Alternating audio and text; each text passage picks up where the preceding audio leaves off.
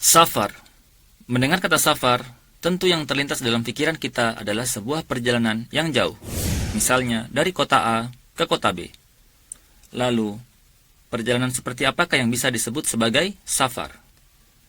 Sebagian ulama berpendapat safar adalah perjalanan minimal dengan jarak 48 mil atau jika dalam kilometer sekitar 77 kilometer. Ada juga yang berpendapat safar batasannya kembali pada urf atau kebiasaan penduduk setempat. Jarak yang dianggap oleh penduduk setempat sebagai safar, maka itulah batasan safar. Dan inilah yang diriwayatkan dari Ibnu Abbas radhiyallahu anhu. Singkatnya, kita boleh saja menggunakan kedua pendapat ini. Namun jika sulit untuk menilainya dari parameter urf, maka jarak minimal 48 mil atau 77 km dan sudah keluar dari batas kota bisa disebut sebagai safar. Lalu, bagaimana ketika sampai di tujuan?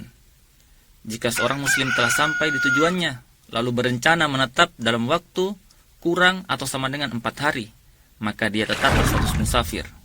Tapi, jika lebih dari 4 hari, maka statusnya berubah menjadi mukim sejak dia sampai di tujuannya. Jika seorang muslim telah sampai di tujuannya, namun tidak berencana menetap di sana, dan bimbang dan belum tahu kapan akan pulang, maka dia berstatus musafir selama 19 hari, dan setelahnya dia berstatus mukim. Lalu, bagaimana sholatnya musafir? Mengqashar sholat hukumnya sunnah muakkadah, namun menyempurnakan rakaat sholatnya tetap sah.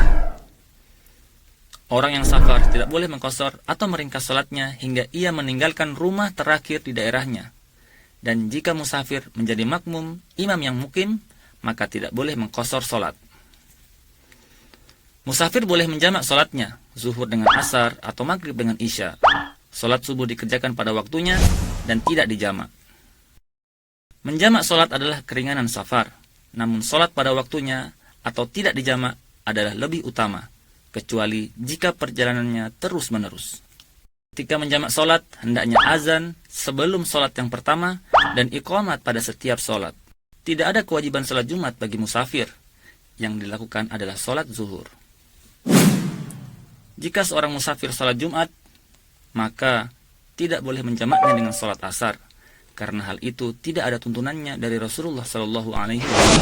Telah sahih dari Rasulullah SAW melakukan sholat qobliyah subuh, sholat witir, sholat lail, dan sholat duha ketika safar.